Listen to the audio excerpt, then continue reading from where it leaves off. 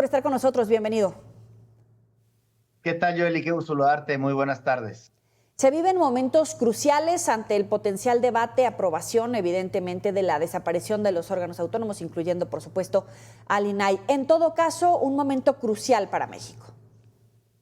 Sí, fíjate que, como bien lo comentas, estamos viviendo el momento más crucial para el Instituto Nacional de Transparencia, pero no solamente para el Instituto y los organismos garantes de las entidades federativas y el sistema de transparencia, sino para los derechos de las y los mexicanos que tienen un mecanismo que les garantice que una respuesta incompleta, una falta de respuesta, una respuesta de no procedencia respecto a una petición, no habrá un modelo que les garantice de manera autónoma e independiente al poder público o a quien le otorgó la respuesta. ¿Por qué? Porque en el diseño, como está el dictamen que aprobó la Comisión de Legislación el 23 de agosto pasado y que está pendiente de ser votado por la Cámara de Diputados y eventualmente por la Cámara de Senadores, establece esta fragmentación de la garantía. No desaparece el derecho, en eso coincido con la Presidenta de la República, no desaparece el derecho.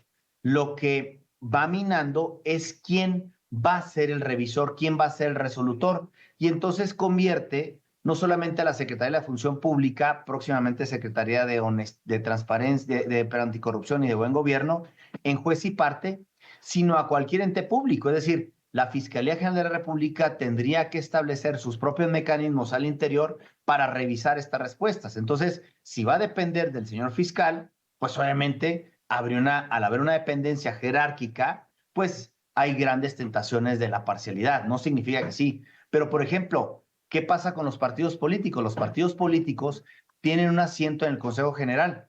Cuando les pidan información respecto de partidos políticos, el INE va a resolver sobre ellos. ¿Habrá parcialidad o no habrá imparcialidad?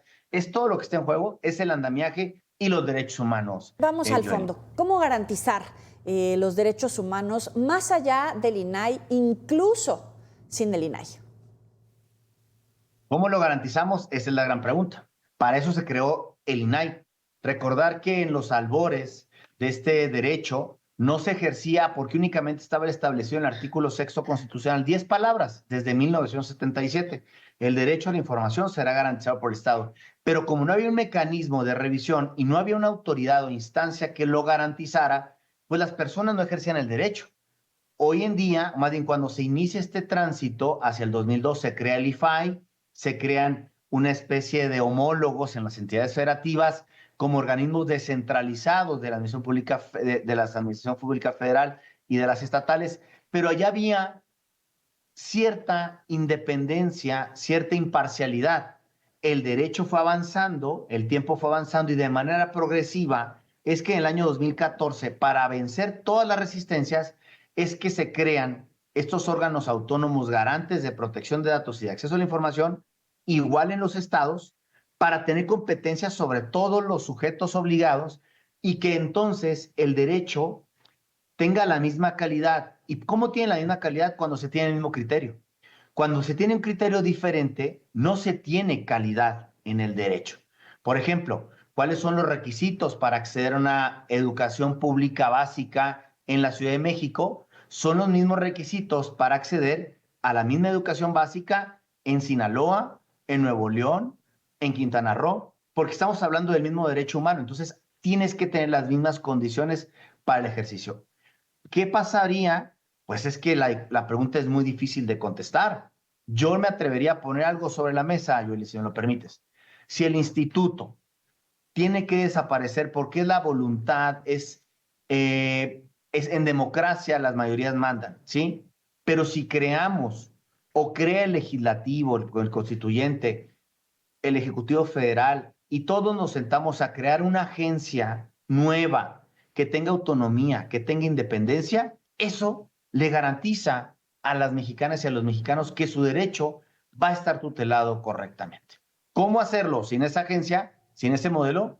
Difícil veo yo que lo hagamos. Pero a ver, todo indica que vamos para allá, la desaparición del INAI. ¿Hay disposición de preservar el espíritu de los pesos y los contrapesos, tal vez con otra independencia creada, pero con independencia entre poderes, con la independencia que tendría incluso, aunque no sea un órgano autónomo? Pues mira, Yo creo que el hecho de que ahorita el dictamen se esté analizando, se esté repensando, no dicho por mí, dicho por los legisladores, por los tomadores de decisión, que hay aspectos que tienen todavía que revisarse, nos da luz, nos da pie, nos da una bocanada de oxígeno para seguir insistiendo en esa importancia. Y probablemente, que es la aspiración, convencerlos de este diseño.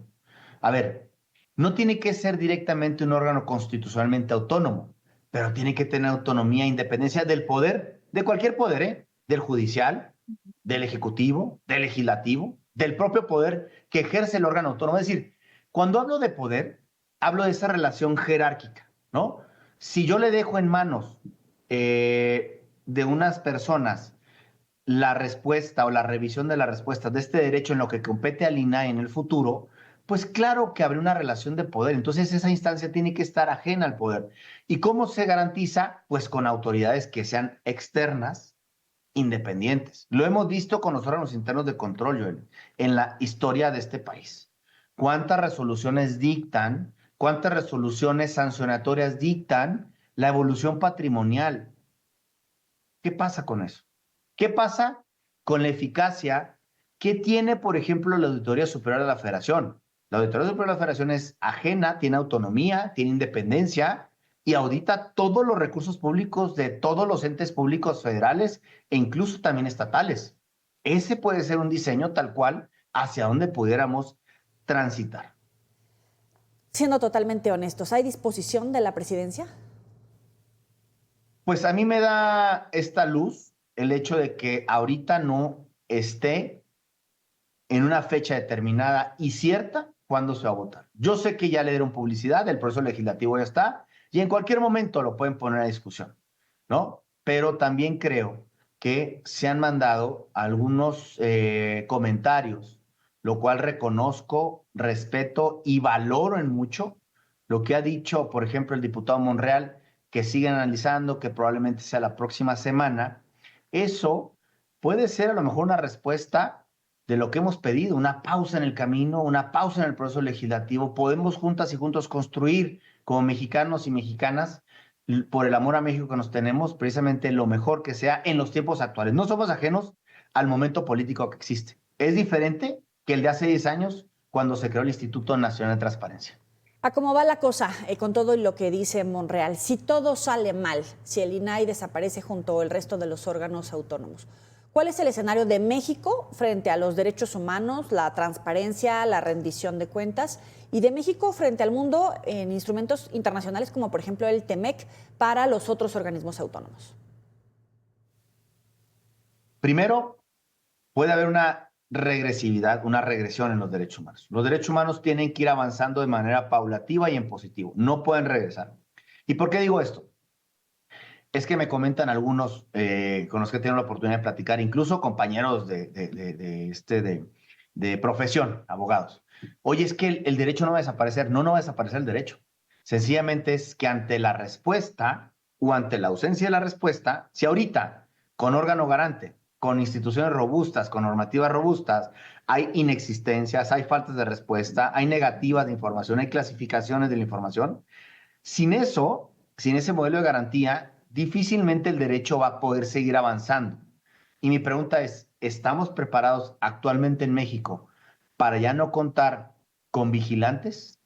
¿Estamos preparados en México, Yoli, perdóname el símil, para ya no contar con patrullas de tránsito porque hay mecanismos de revisión como las cámaras de seguridad, porque hay un letrero que dice que no exceda tal No. límite de velocidad? ¿Estamos preparados para eso? ¿Estamos preparados entonces para dejar en sede y voluntad del servidor público el otorgar información, el corregir un dato, el acceder a un expediente clínico con un dato personal que obre en mis archivos? Entonces sería una regresión en perjuicio de Bien. todas y de todos nosotros. También muchos han preguntado, y seguramente la audiencia, es que yo nunca he tenido que acudir al Instituto Nacional de Transparencia. Qué bueno que no ha tenido que acudir. Pero le decía el otro día con unos estudiantes universitarios, ¿cuántos de aquí, eran como 80, han utilizado un servicio gratuito de salud pública como la Cruz Roja? Levantaron la mano dos o tres. Y entonces, ¿es un argumento suficiente para desaparecer la Cruz Roja? No. O sea, decir, todos los argumentos, todas las críticas que sean para mejorar a partir de nuestra autocrítica, no para desaparecer. Se ha dicho mucho que el instituto es muy oneroso y entonces que ese dinero Sí, se es va a cierto. destinar para los programas Bien. sociales. A ver, yo lo digo muy respetuosamente, no podemos confundir algo tan noble, algo que es un derecho humano ya, los programas sociales, en beneficio sobre todo de las poblaciones en situación de vulnerabilidad como nuestros adultos mayores, ¿no? Con este tema, porque también son derechos humanos. El INAI cuesta 1,097 millones de pesos.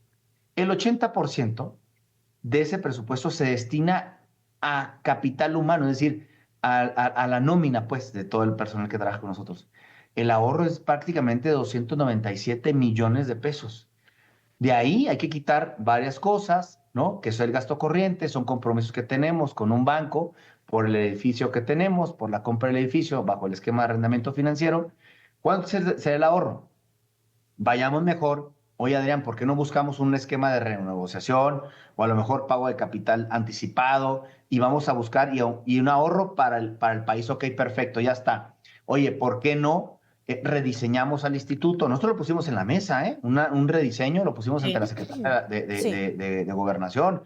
Muchos podrán decir, es que entonces estaban utilizando mal el dinero. No lo estamos utilizando mal. Sencillamente son todas las facultades y competencias. Hoy tendríamos que compactar. Eso corre, pues obviamente, ciertas acciones, digamos, dolorosas, porque las familias tienen derecho, pero con tal de garantizar los derechos, pues obviamente a eso estábamos dispuestos. Y si estamos dispuestos, ¿cómo nos reorganizamos?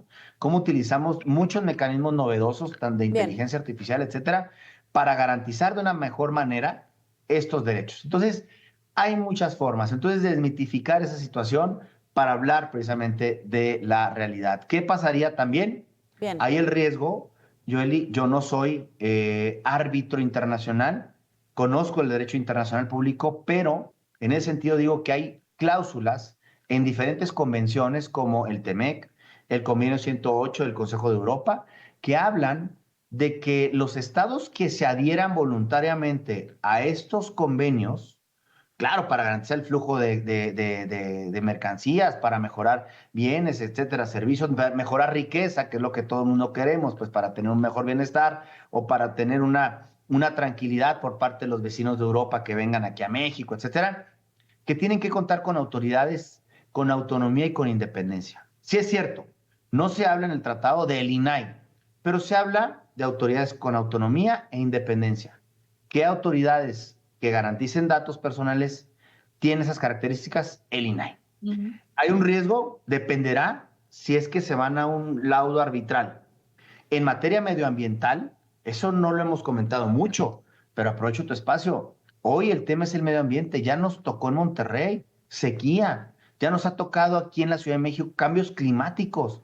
¿No? Todo eso tiene que ver con la información medioambiental y nos debe importar a todas y a todos, ¿eh? Por ejemplo, Sí. los grados de ozono, los IMECAS que existen todos los días, lamentablemente, o casi todos los días en la Ciudad de México, es información medioambiental.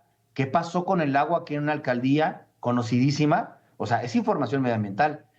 Esa información, Joely, no puede ser clasificada por ningún motivo, porque hay un pacto internacional que rige esto. Y ese pacto, en el artículo 5º, numeral 18, establece que los Estados parte deben de contar con autoridades con autonomía y con independencia. Entonces, está en riesgo también esa situación. Te agradezco, Adrián Alcalá, comisionado presidente del INAI, por estos minutos. Por supuesto que estaremos en las próximas horas o días platicando contigo, si nos lo permites. Buenas noches. Para todos los mexicanos, Joel. Muchas gracias a ti.